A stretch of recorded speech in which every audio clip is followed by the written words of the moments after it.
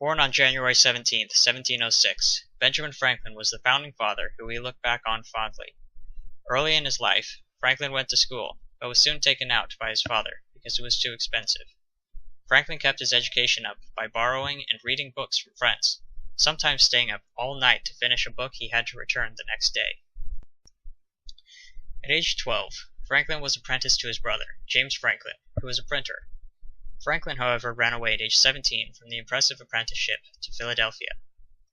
In Philadelphia, he took jobs working at various positions in a printing house. However, he could not earn much due to his lack of a full apprenticeship.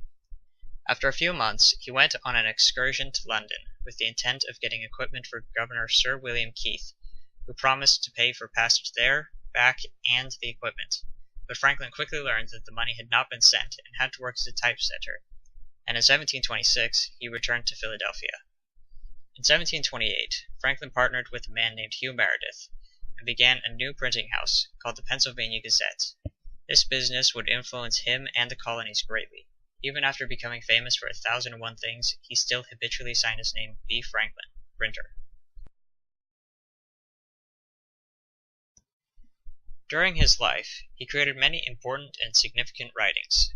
When he was apprenticed to his brother James, he submitted essays under a pseudonym, Silence Dogood, and was a huge hit.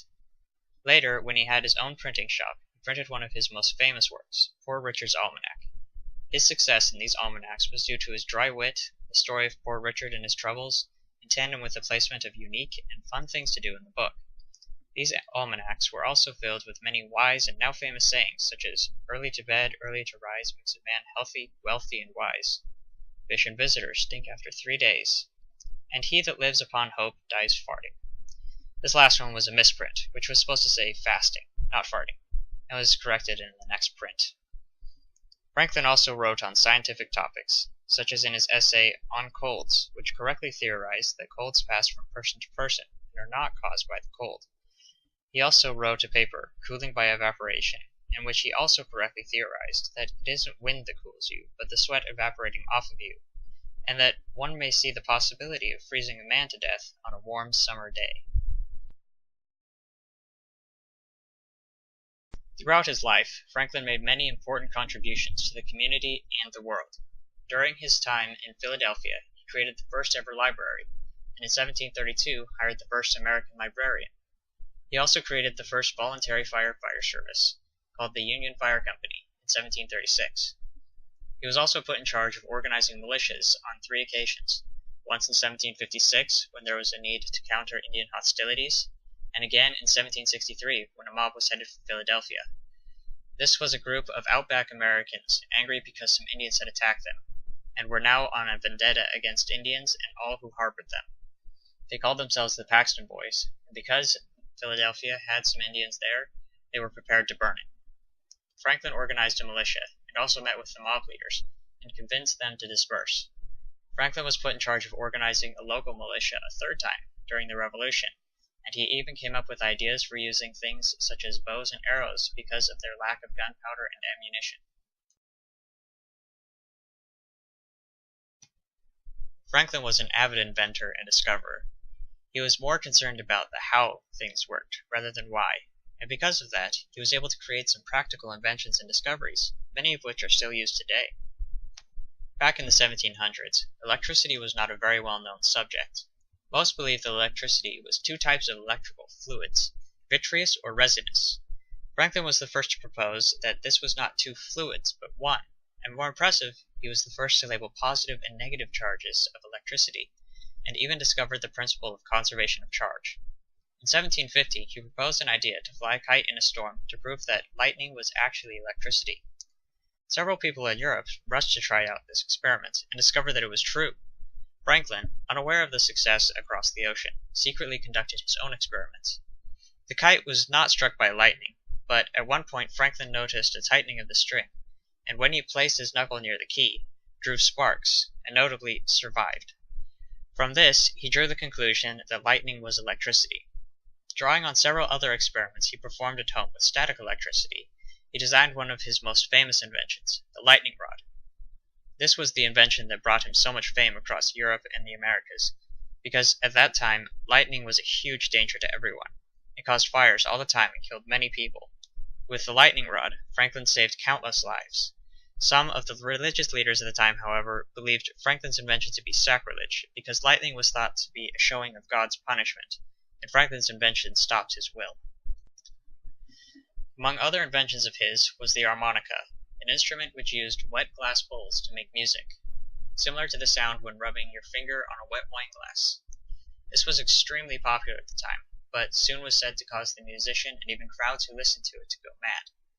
He also invented the bifocal glasses, which allowed people to look both far and near in one pair of glasses, because he was so tired of having to use two pairs of glasses to see both his book and outside. But despite all of these inventions and would-be patents, he lived under the opinion that as we enjoy great advantages from the inventions of others, we should be glad of an opportunity to serve others by any invention of ours, and this we should do freely and generously. Thus, he allowed all designs for his items to be distributed freely. Benjamin Franklin was sent on several journeys as a diplomatic representative of the colonies. In London in 1765, Franklin was sent on a mission to oppose the power of the Penn family. The Penns founded Pennsylvania, and were using their power to oppress many of the rights that Franklin and others thought should be for all people. While there, Franklin opposed the Stamp Act and continued to oppose it, making key arguments until its repeal. He never did get the Penns' power reduced, though, and when he went to the courts over it, they mocked him, and it became very apparent that the British did not care for the colonies any more than the Penns. It was at this point that many people argue that Franklin became a true American. One of his most important roles in American history was as an ambassador to France from 1777 to 1785. While there, he played some of the best diplomatic ploys of that time. He kept up a public appearance of a humble American backwoodsman by wearing a simple brown coat and a raccoon skin hat that he had gotten in Canada. The people of France absolutely adored him. He quickly learned how to appear best in the eyes of the people. While in London, it was popular to look busy and hard-working. In France, the appearance of luxury and lack of care was what made him seem powerful. Additionally, his folksy and rustic wit and charm made him a lovable icon of America.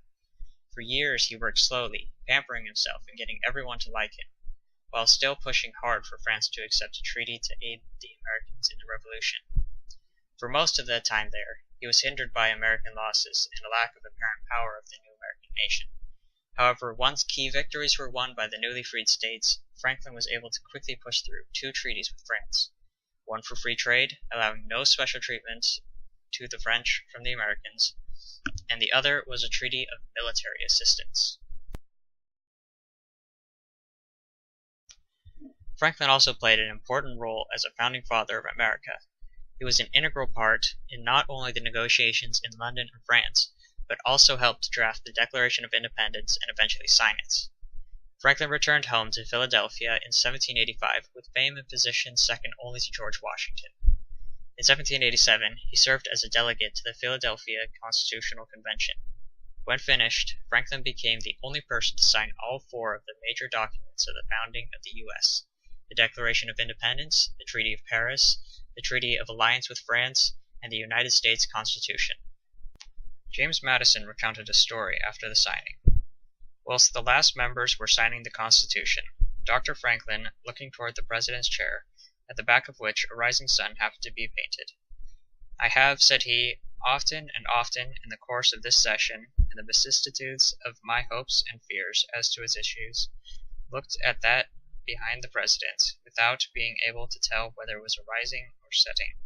But now at length I have the happiness to know that it is a rising and not a setting sun."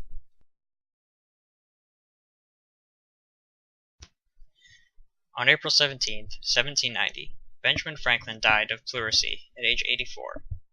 Despite his death, his ideals and fame live on. He believed in human dignity. He believed that all people were made to improve themselves. He believed in a self-made man. Growing up as a simple middle-classman, he eventually became famous and important enough to be on the front of the $100 bill,